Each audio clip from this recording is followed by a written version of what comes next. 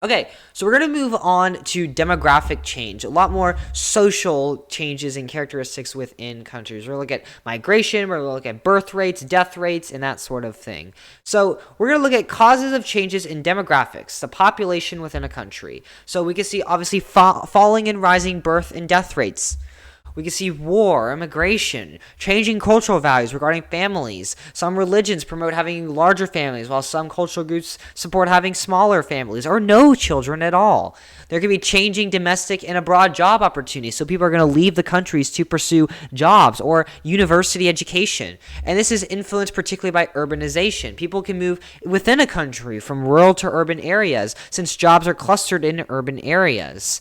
And particularly when people are living in urban areas where cost of living and crime rates are higher, they're going to have less children. Government policies and employment opportunities can draw workers to different geographic regions within the countries, which can influence positive or negative migration rates. Population growth will vary within the country. Economic development will vary within the country. So let's look at China. So there's been a shifting emphasis within the past 100 years in China from agriculture to manufacturing. Fewer government restrictions and regulations on the economy through economic liberalization has led to migration from rural to urban areas, and the urban areas are concentrated in the coastal areas on the east side. So it's going from the west to east. And this has created a growing population whose rising incomes allow them to pursue work and educational opportunities abroad. So this increased employment and steady employment too, because industry, you're just producing goods 24/7. In agriculture, the seasons can vary. There can be different crop yield, which can result in different profits. There's a lot more factors and confounding variables in agriculture than manufacturing. And it's also created massive cities through these industries that contribute to a growing population within the cities that serve as hubs for job and economic opportunities. Don't get this confused with China as a growing population state. It's not growing in population anymore. So when the industry first developed, yeah, it did grow in population, but it's not doing that anymore. The cities, however, are still predominantly growing in population, while the rural areas are really lagging behind. Service and infrastructure is way more prosperous in the cities than in the interior because that's where the demand is for these services and infrastructure, such as roads. Creation of special economic zones enhances coastal migration because there's varying economic laws. This draws multinational corporations to set up factories, which increases employment. It also increases foreign direct investment. Key term. So this is a city in China. I don't know which one it is, but look how developed it is. Look at all the lights. There's green spaces. There's rivers, which means there's probably ports and factories for exports. It's very developed. And look at this graph here. We can see that on the interior of China, 6% of the population lives there in the western side of China. But on the eastern side, 94% of the population live there. All right, so we're going to go over a migration system that China has within the country. So this system restricts where citizens can live. It's supposed to help control population distribution and overcrowding in urban centers. Basically, you have to ask for permission to move within the country. Every Chinese citizen is registered as either a rural or urban resident based on their place of birth or their family's current registration status. And this designation will determine their access to various social services and entitlements through public provisioning. Statuses are historically tied to their birthplace, which makes it difficult for rural residents to permanently relocate to urban areas because they're seen in the system as a rural resident and their families always lived in rural areas. So why should they change? Citizens are issued a booklet or a residence permit, which serves as a proof of their registered status. And if you follow these registration procedures correctly, you are entitled to certain public provisioning, such as education, healthcare, and housing. If you move within China essentially illegally, you will not be granted access to education, healthcare, and housing. Urban holders typically have access to better social services like education and job opportunities compared to their rural counterparts because the demand is greater and the provisioning is greater in urban areas. Those who don't follow the system will not receive any programs and direct relief from the government. All right, let's talk about brain drain. I briefly touched on this earlier, but we're going to go into it a little bit more in depth. So, brain drain involves highly skilled or well-educated individuals, your big brains, leaving their home countries, such as in Iran and China, to escape either government policies or practices that are perceived as limiting, corrupting, or repressive. So, they may see that the current state of government or their country is not promotive of their education or their career. So, they're going to leave the country to pursue better economic and living opportunities. So in Iran, highly educated members feel threatened by the conservative theocratic state and do not want to risk incarceration, or even worse, such as their accidental death. Many see the government as undemocratic because it isn't democratic, it's authoritarian. They see it as hostile, and they have a lot of frustration to many of the clear, corrupt government officials. Many leave due to government opposition of women, homosexuality, ethnic minorities, and religious minorities. In Nigeria, we're seeing greater members of society seek more and better economic opportunities abroad that are just more prosperous than those within Nigeria. The conditions aren't as great to promote their sustainable and well-off careers and experience. Some fear also the potential of military rule to return. They've only been democratizing for a short period of time, and there's still instability within the countries. Religious and ethnic minorities, there's a lot of them, may feel oppressed or denied certain economic opportunities for employment, or they may not be able to receive the same educational opportunities. They may fear violence or terrorism by the Islamic Boko Haram terrorist organization. So this graph shows regions for brain drain within Nigeria, and most of the time it's just to find better work or higher paying work. But there's also a high amount seeking economic hardship. Very few of them are actually just traveling to experience other cultures and travel the world. There's real legitimate economic reasons for why they're leaving Nigeria to more developed countries. The US and the UK are very high destinations for brain drain. Countries that see a lot of brain drain that outside of this course, Japan's coming to mind. Japan and India are two big ones that come to mind. What about changes within Mexico regarding their demographics? Well, we talked about NAFTA before. It's a form of economic liberalization that lifted tariffs within North American member nations. Mexico, Canada, and the United States. Close enough. They've removed agriculture subsidies that have hurt dependent farm workers who relied on these subsidies for funding, and it's encouraged migration out of these agriculture areas. There's too much foreign competition and financial instability. Maquiladora zones are manufacturing plants, particularly in the northern regions of Mexico, with the parent company's administration facility in the U.S. They're a high source of foreign direct investment from the Americans from multinational corporations.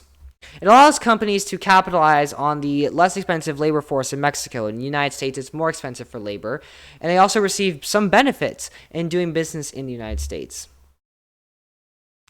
The people who are in Mexico, the Mexican maquiladora zones, receive the benefits, not the companies. Foreign direct investment patterns prompted migration from rural to urban areas, which is from the south to the north. In Mexico and China, it's west to the east, but in Mexico, it's south to the north where major industrialization occurs. It's contributed to economic disparities with more development in the north with a higher standard of living. The south is kind of lagging behind. The government will also support this growth in the north as well. That's very evident. It's also very close to the U.S., which brings about financial opportunities such as for trade or labor. So why exactly are they moving from the south to the north? We kind of know why, but we kind of don't know why. So why are they moving? So there's a poor economy in the South. There's lack of job opportunities and persecution. So in one state, there's high levels of violence linked to drug cartels and criminal organizations. People don't like to live in areas like that. There's authoritarianism within the federal governments, the regional governments within the South, and the political officials within them. There's lack of educational opportunities. So for one, the Chiapas has one of the lowest literacy rates in Mexico. It's a state, and they have very limited access to education, particularly in rural indigenous communities. So here we see where internal migration is occurring the most, and the highest amount is those dark blue colors. We can see here in the north, internal migration is occurring a lot more frequently. Like little penguins waddling in herds. All right, let's talk about migration within the UK. They're seeing a positive net migration of immigrants, which means that they're seeing more immigration coming into the country than emigration leaving the countries. And this has resulted in social and political tensions. So the UK Independence Party supports more restrictions on immigration and reductions of government benefits for new immigrants. They see immigrants as negatively affecting government services that are provided to the public, as well as just British culture as a whole, like they're beans on toast. It's also notable that the UKIP performs poorly in House of Commons elections, but this is highly tied to their very controversial Brexit campaign. Immigration results in immigrants desiring jobs because they need to earn a living within the country they're moving to, as well as education, peace, stability, democracy, civil society, protection of their civil liberties, social welfare programs provided by the country, and multiculturalism in urban centers. 14.4% of people living within the United Kingdom were actually born overseas.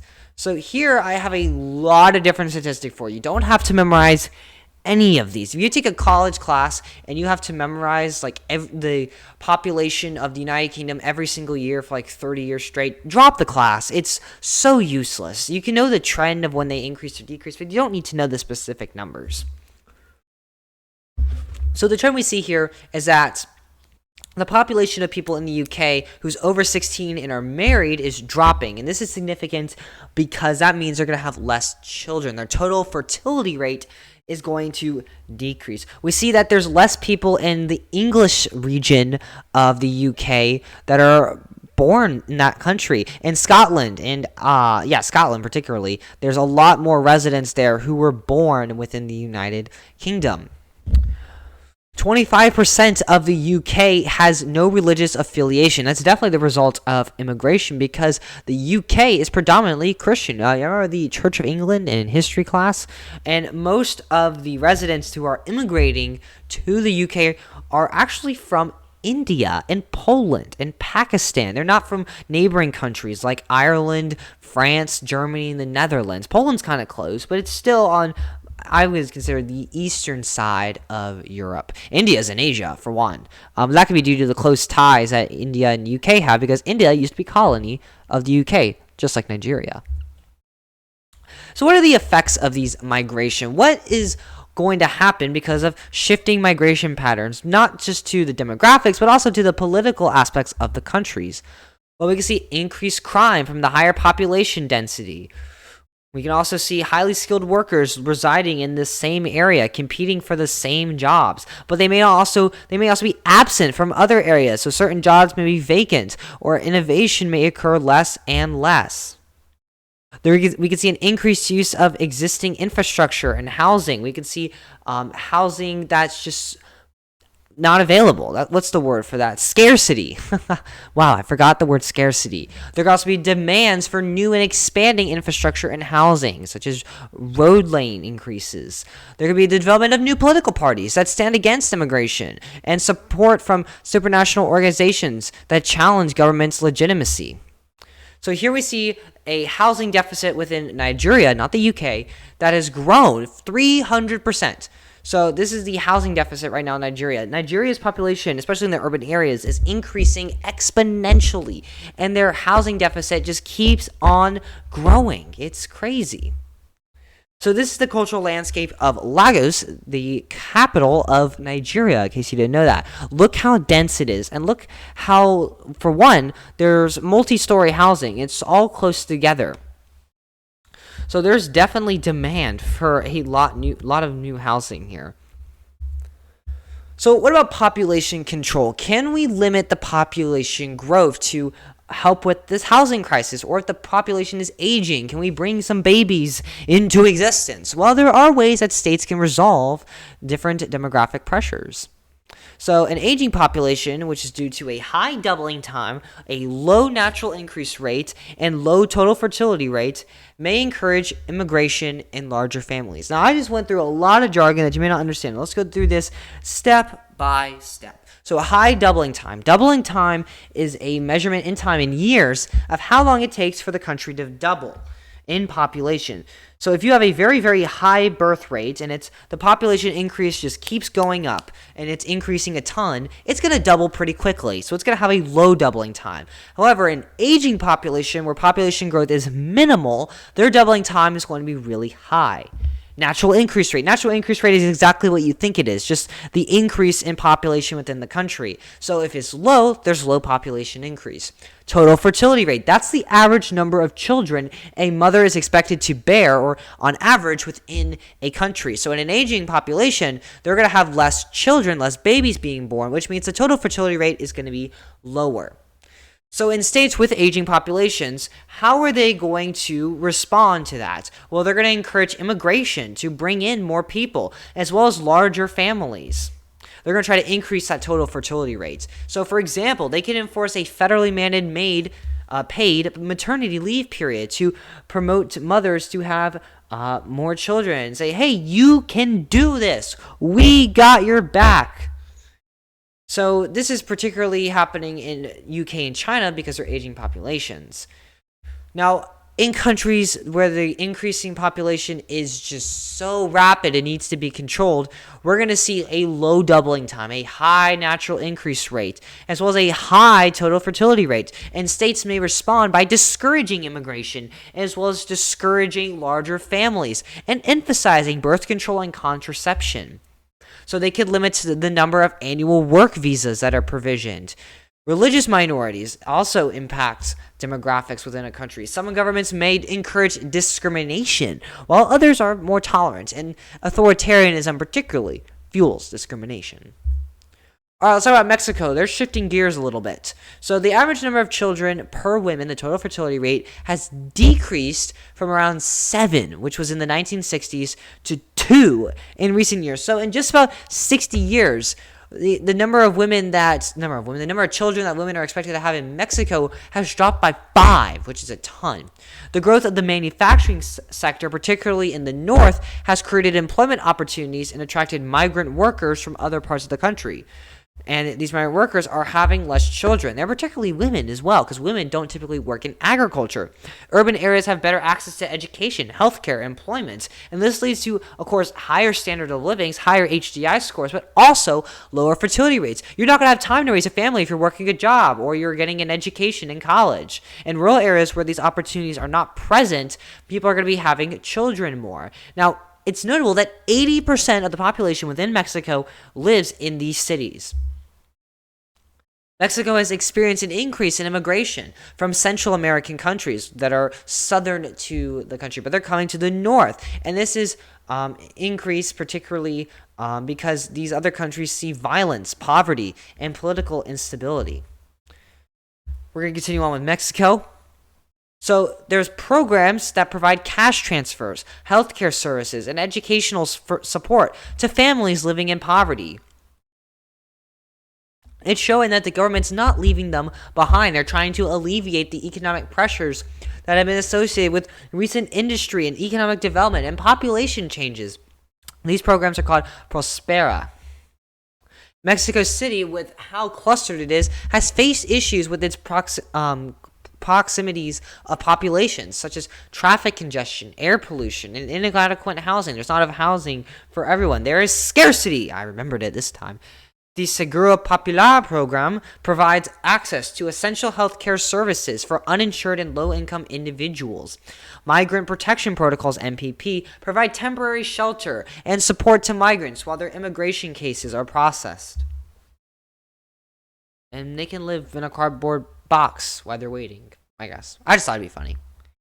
Alright, Nigeria is experiencing a high crude birth rate. What does that mean? That means that their birth rate's high, which means they're seeing a lot of population increase. So children are a sign of prosperity and are high valued within Nigerian culture. Both of the dominant religions within Nigeria, Christianity and Islam, promote having large families. And I love this GIF here. I saw it on Instagram one time, and this mother just apparently threw her baby through the drive-through window, and I don't think I showed it in this GIF, but she received a milkshake in return. Children are used for household labor within Nigeria, and agriculture, subsistence agriculture as it's called, is very prominent in rural areas, and that's where the people grow crops, not for commercial purposes, but to live off of them. And this provides economic security as well. There's higher infant mortality rates. More babies are dying and are not reaching age of sexual maturity in adulthood. And this means that if you have more children, more will survive to adulthood. And that's always the goal here. There's also limited access to family planning and contraceptive services. So if you have limited access to, let's say, condoms, that form of birth control, it's going to lead to more unplanned pregnancies. There's an increased demand for infrastructure because of this increased population in areas such as housing, transportation to move all the people, water supply, people need water to live, and sanitation, because having a lot of people in the same area can lead to a lot of germs. And because of these demands, we can see congestion, inadequate housing, and strained public services. Look at all those vans just in the same little market area. The youth unemployment rate is over 30%, and underemployment is even higher within the country. And this has contributed to social unrest because people don't like that. There's increased crime rates, particularly in the urban areas where the underemployment rate is high. Nigeria faces food insecurity due to the population growth. Not enough food to go around, not enough accessible and cheaper food, because people have to also pay for their food. And that's why subsistence agriculture is prominent in the rural areas. There's limited arable land, though, in the urban areas, and there's very low agriculture productivity as a result. Malnutrition rates are high, particularly among children. There's overcrowding in hospitals and clinics, which is due to shortages in medical personnel and supplies, as well as lack of spacing. There's inadequate healthcare infrastructure. These are throughout the urban areas within the country. In rural areas, housing and hospitals may not even exist. It's about Iran. It's a darn roller coaster. We're going up and down and up and down, and you'll see why. So in the 80s, Iran encouraged larger families because of nationalism, religious duties to have children, and replenishing the population that was lost during the revolution. And this actually led to population growth. In the 90s and early 2000s, they started to promote smaller families because the growth was so much. Larger ones were beginning to be denied government services. The government even provided free vasectomies. However, there was a fear of rebellion due to the strain on providing public services to the growing population.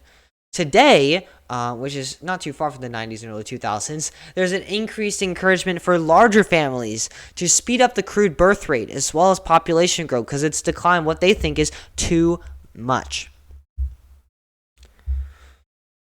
So the government offers cash payments to families within the countries upon the birth of a child. This is an incentive they have, and they have larger payments for additional children. So the more children you have, the more money you get. These payments are intended to help the cover of basic costs of raising children and to incentivize larger families. Mothers are entitled to paid maternity leave for a specific period of time, and fathers may be eligible for paid paternity leave as well. Religious leaders in Iran, including clerics and scholars, may even issue religious edicts, I don't know, they're called fatwas, and they encourage fertility and childbearing as well. And these endorsements will carry very significant weight in Iranian society. They have a lot of status, and they may influence couples' decisions about how big their family should be. And the goal is to increase the family size. Iran has invested in expanding social services to support larger families, such as access to healthcare, particularly family planning healthcare that will, OBGYN healthcare and pediatric healthcare, as well as education, because children need education, and other child care services. All right, let's see how Russia needs to be saved. So Russia is comparatively in the same boat as Iran. They have a declining crude birth rates. They are seeing urbanization, however, recurring in the country, and that's resulting in their crude birth rate declining. Their urban population has increased from 74% in 1990 to 81% in 2020. which is an increase. It may not be as big of an increase in, let's say, Nigeria, but it's still an increase nevertheless. Now, urbanization, as we discussed, is often associated with lower fertility rates due to the higher standard of living, the higher costs of living as a result, limited space because people are going to live in apartments and not multi-acre housing, which we don't really have in America anymore, and career-focused lifestyles. They don't care about children as much anymore. They may be delaying marriage and childbearing to focus on their education and their careers.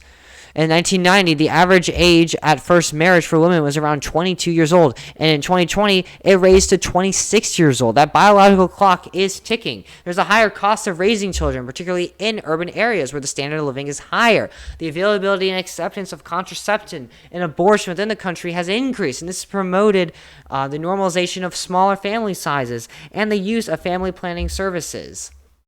Now, in Russia, mothers are entitled to maternity leave for up to 140 days before childbirth. That's roughly 4.5 months. And they're also entitled to it up to 70 days after childbirth, which is a little over 2 months, with additional unpaid leave available upon request. So there's pros and cons to it.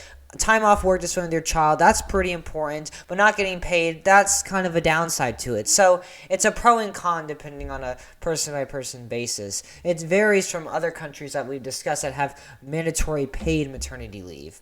Fathers are also entitled, though, to maternity leave, and it can be for up to a 14-day period.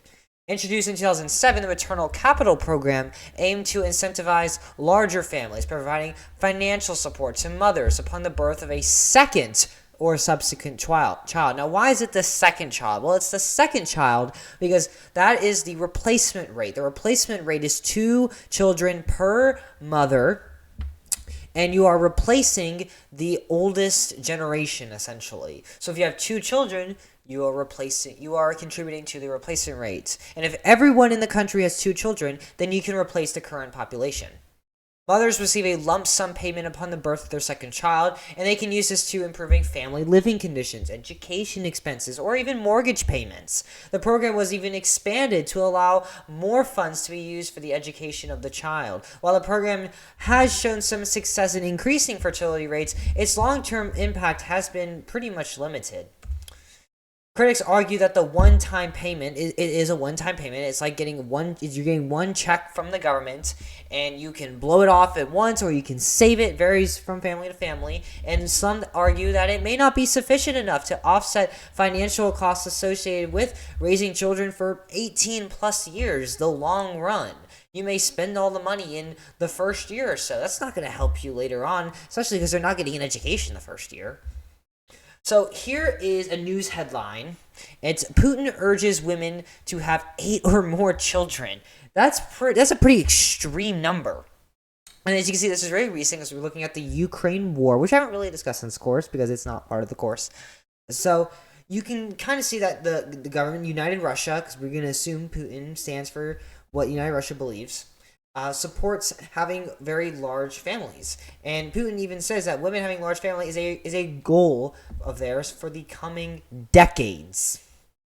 So what we can assume from this is that Putin not only wants to replace the current population, make sure they're at the replacement rate, but they also wants to increase the population exponentially. All right, China, you're getting old. It's like that one song the kid sang to his principal, Mr. Wells. That's where this headline came from. So there was a one-child policy, you've probably heard of it. It was put in place in 1979 for urban families and the ethnic majority, not ethnic minorities. It was enforced through a system of incentives and penalties, kind of like their internal migration system, which includes fines, employment restrictions, and a denial of social services for those who violate the policy. Local government officials were the ones who were responsible for enforcing this one-child policy, and they did this through household registration checks and family planning inspections. So they're really getting to your personal drama and business with this. It led to a crude birth rate decline within the country, so it was pretty effective at bringing down the birth rate, and it put less strain on the public services and the distribution of necessary resources, such as food and housing. It led to families prioritizing males, though, because they wanted them to have jobs and support themselves. China is a very collectivist culture. They believe strong in family values and a core united family, and they believe, for the most part, that children should support the elderly parents when they can no longer work. So this made them prioritize male births because they knew they would have an easier and probably more successful time building up a career and being financially stable. They weren't relying on anyone else, such as a woman relying on a husband to support the family. So this led to a gender imbalance, also known as a skewed sex ratio, where the population of China is majority men. And it's not relatively split. It's not like 51-49. It's a pretty significant distortion. It's not like 80-20, though. And during that time, abortion and infanticide, I really butchered that, were rampant. In 2015, this one-child policy wasn't reversed, but it was up to a two-child policy, so you wouldn't face any fines for having 2 children. And this is because society in China was where late marriages were prominent. People were having little to no kids, and the government hoped to tackle some of these issues. Families in China can now have as many children as they like, though, because they realize they just got to get rid of this altogether. And anyone can have 12 children in China, like cheaper by the dozen, and they will not face any fines or other consequences. Now, the UK is also getting old. They're seeing a lot of open-heart surgeries. They have a declining crude birth rate, but immigration has helped replenish the needs for the workers lost by the declining crude birth rate, and its limited economic unproductivity. Now, UK has a very high life expectancy. People are living long, which means they have the time to get various health complications like heart disease, and this puts stress and strain on the NHS. Old people fall more often, too, so they have to get more hips. My AP biology teacher was once talking about a significant turning point in an elderly person's life is when they break their hip, because that's when all the doctor's visits exponentially increase and the cost of healthcare just go up dramatically. The life expectancy in the UK for both men and women is above the global average. It's 79 years for men, 83 years for women. Waiting times for elective surgeries, A&E visits, and access to mental health services have been a concern amongst this aging population. The NHS is struggling to meet targets and standards. Workforce shortages, funding constraints, and rising healthcare costs further strain on the capacity and the effectiveness of the NHS. It's costing them more to provide services and the quantity of demanded services. The system needs more money to pay for their services, which creates challenges in the government. Should they raise taxes? Should they cut costs elsewhere? It's a highly debated issue within the country. So we're going to look at population pyramids. This is something that you need to kind of get familiar with reading. Now, thankfully, there's only 6 countries you kind of have to recognize. So we're going to go through all 6 of them, just for fun. So a population pyramid shows the population at an age cohort, so age group. So we can see the percentage of the population that is male between ages of 30 to 34. So in Iran, it's 5.3% of the population. 0.5% of the population is male ages 75 to 79, but 0.6% of the population is female ages 75 to 79. So we can actually conclude from this population pyramid that the life expectancy for women is higher than that in men. Not by much, not by like 10 years or so, but it's definitely higher, probably from a year or two. We can see that the Islamic countries saw a good crude birth rate increase from ages 70 to ages about 30. So about a 40-year period with a crude birth rate increase. And then they saw about a 15-20-year period with a crude birth rate decrease. And then it's slowly increasing back again. Here in Mexico, I don't know why, but I see this and I think of an onion, and that's just me. But we can see that their crude birth rate is relatively increasing. They're seeing not an aging population at all. In Nigeria, however, this is Nigeria, they are seeing exponential population increase, actually. Where over almost 17% of the population is below the age of 5, which is kind of crazy. However, almost none of the population is living till the age of 70, which is remarkable.